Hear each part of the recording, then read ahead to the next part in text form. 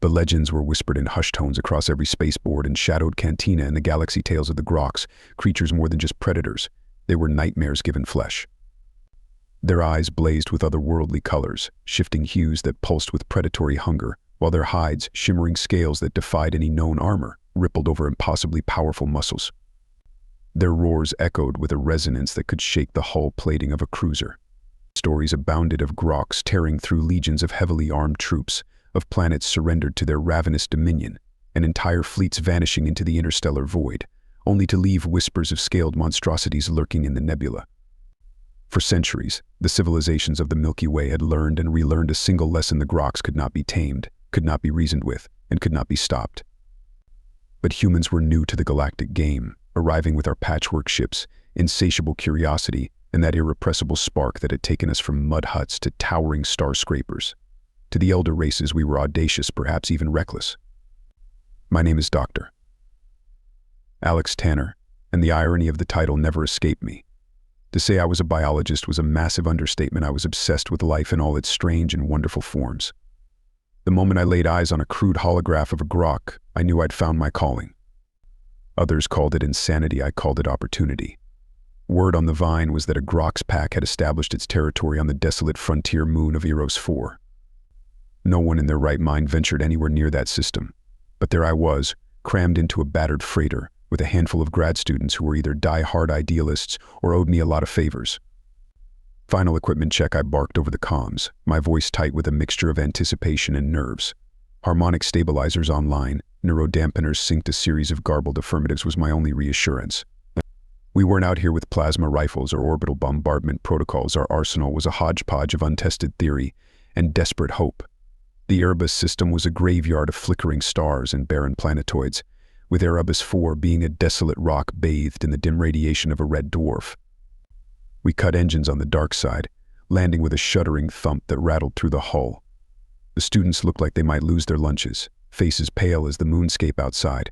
"Welcome to Groks country, kids," I said, trying to inject some levity into the oppressive atmosphere. Now remember the theory. The core principle was deceptively simple. The elder races, with their reliance on hard tech and brute force, had tried to dominate the Groks, suppress their primal instincts. My hunch was the opposite. The key lay in understanding their nature, tapping into their pack instincts on their own terms.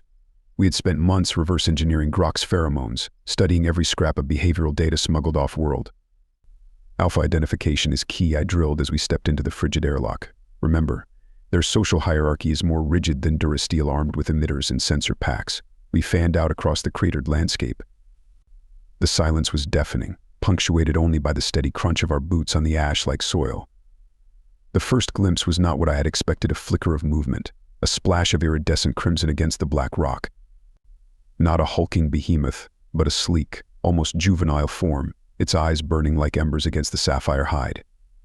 "Hold," I hissed, raising a hand, my heart jackhammering as the young Grok pivoted, sniffing the air. We froze, statues amidst the lunar waste. Its nostrils flared, a low growl rumbling deep in its throat.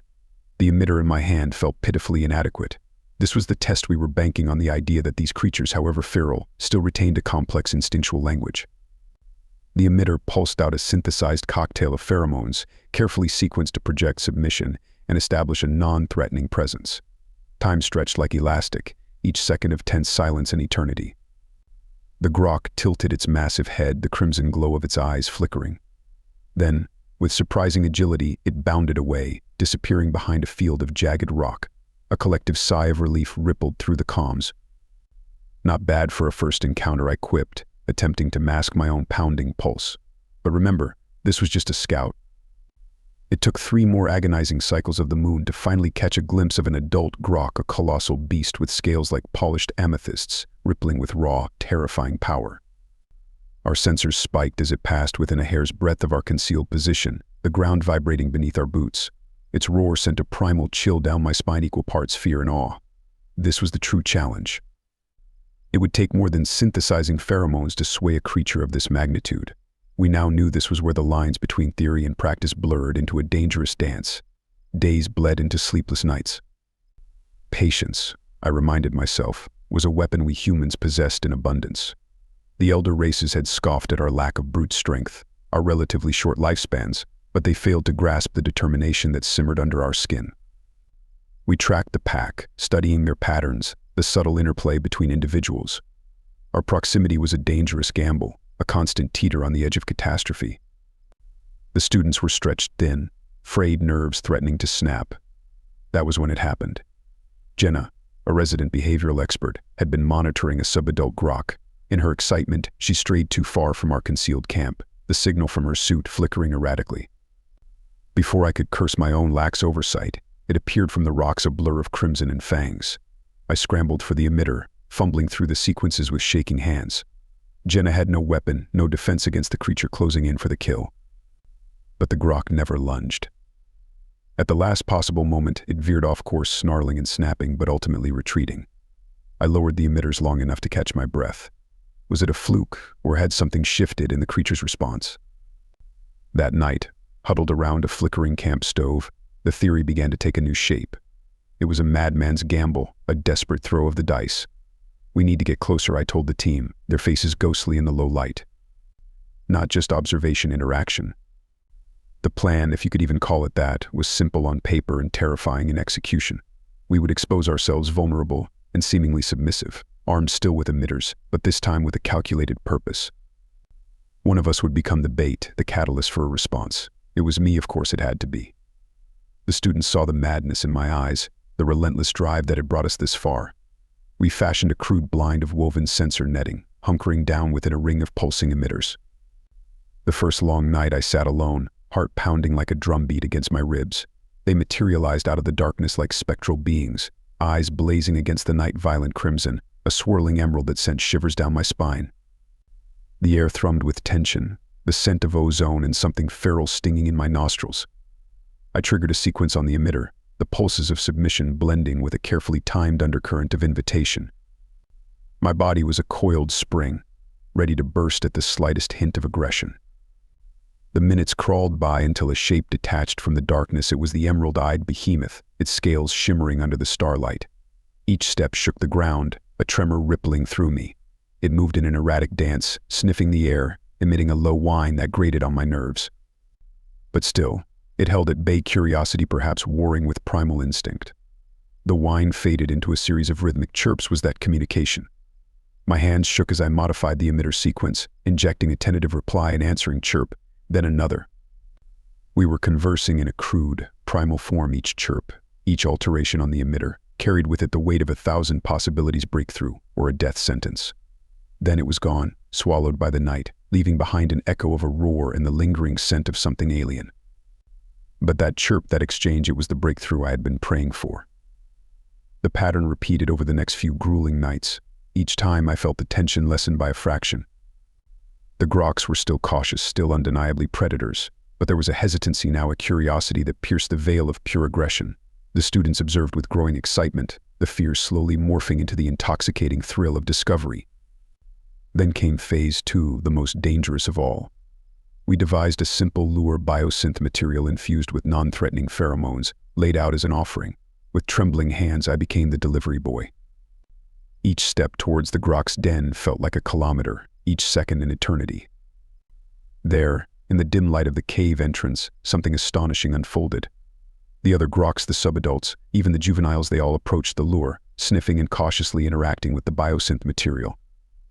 No gnashing teeth, no displays of dominance. It was tentative, hesitant, but undeniably exploration.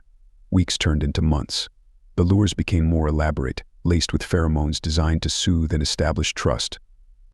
Slowly but surely, the initial suspicion started to melt away. I would hold my breath as a juvenile nosed my outreached hand, the scent of its hot breath ghosting over my skin.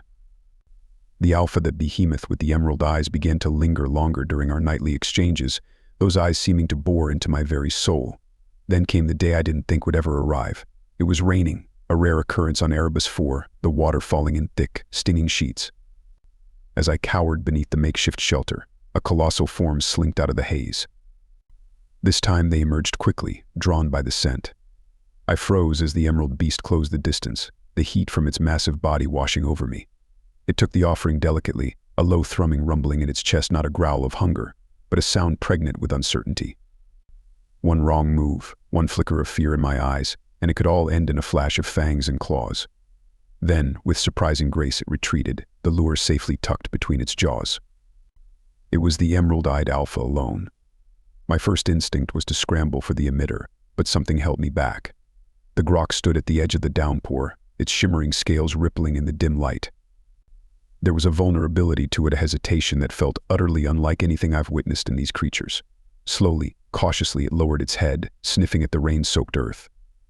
A memory flickered in my mind, old videos of earth dogs caught in the joy of their first rain shower.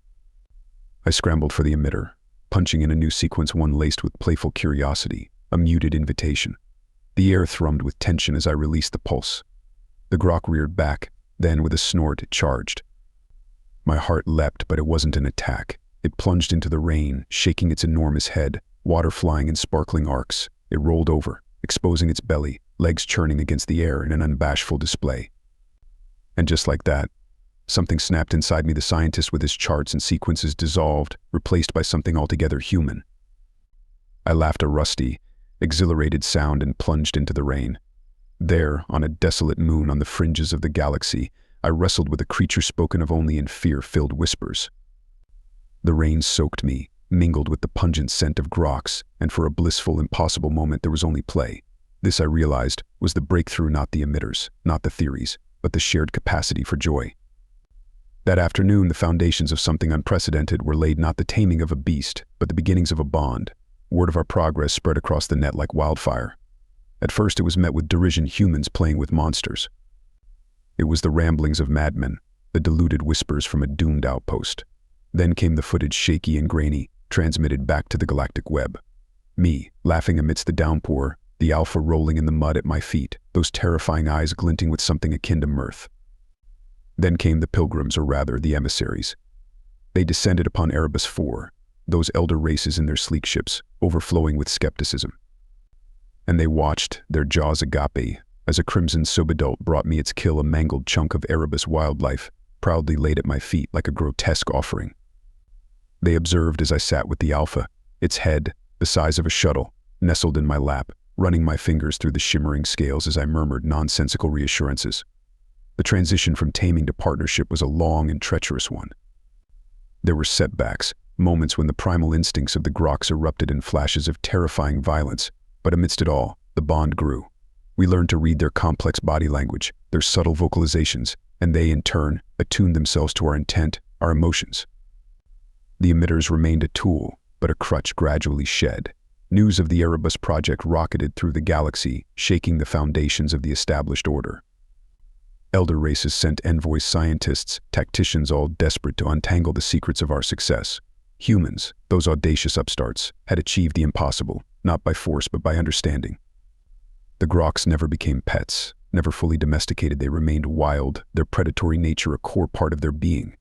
But with them, we had allies powerful and terrifying, yet undeniably bound to us by a strange interspecies connection.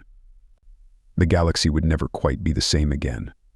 As for me, well, they started calling me the Grok's Whisperer, a laughable title for a man who'd learned that true connection lies not in dominance but in the shared language of trust, resilience, and the occasional belly rub under a starry sky. Years spun out, and the Erebus project became a beacon of both research and daring diplomacy. I remained at its heart, the groks at my side, an unlikely ambassador bridging the chasm between human and beast. Yet the galaxy was a tinderbox, and every civilization eyed the potential power held in our bond with the groks. The first flashpoint was the Torth conflict. A ruthless expansionist race had set their sights on a lush, resource-rich swath of neutral planets. Diplomacy failed, conventional warfare led to a stalemate, a drawn-out, bloody affair that both sides seemed destined to lose. Then came the delegation from both the besieged planets and the Torth war machine. It was an impossible proposition. Would the groks, intervene?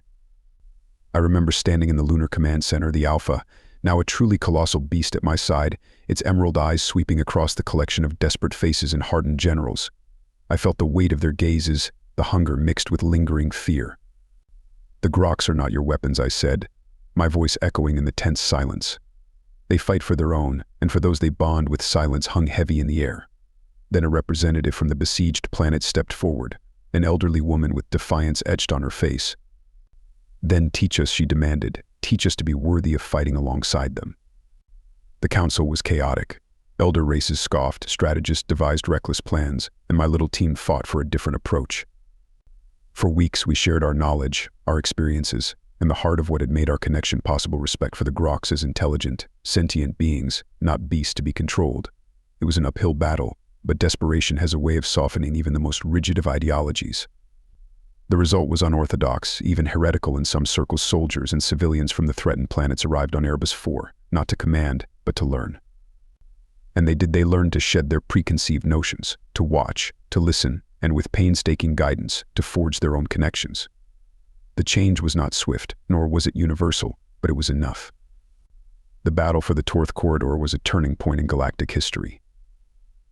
At its forefront wasn't human technology nor Grok savagery alone, but something new: a strange hybrid strategy. Soldiers trained to read Grok signals, to move in sync with their astonishing pack tactics, Groks fighting not out of blind obedience, but out of hard-won understanding of the stakes, their lives hanging in the balance. I witnessed it from the command center, the visceral theater of the battlefield relayed across the stars. It was brutal, a clash of savagery and calculated precision. But for every human life lost, countless others were saved due to the intervention of a Grok pack. There was a new rhythm to the battle, an impossible dance of human bravery and alien ferocity. The Torth were pushed back, their relentless advance shattered against the wall of teeth, claws, and the unyielding spirit of a people who had chosen to stand alongside the monsters instead of cowering from them. It wasn't a clean victory, never with the Groks, but it was a victory built on more than just weapons and technology. It was built on a foundation of trust. Of course, trust can be a fragile thing in the treacherous game of galactic politics. The Torth conflict was a mere ripple compared to the storm brewing on the horizon: whispers of alliances, of elder races eyeing the power of the Groks with envious eyes. The galaxy still didn't fully understand, didn't grasp that it wasn't about control, but about the messy, dangerous, and beautiful act of choosing to understand a creature inherently different from yourself.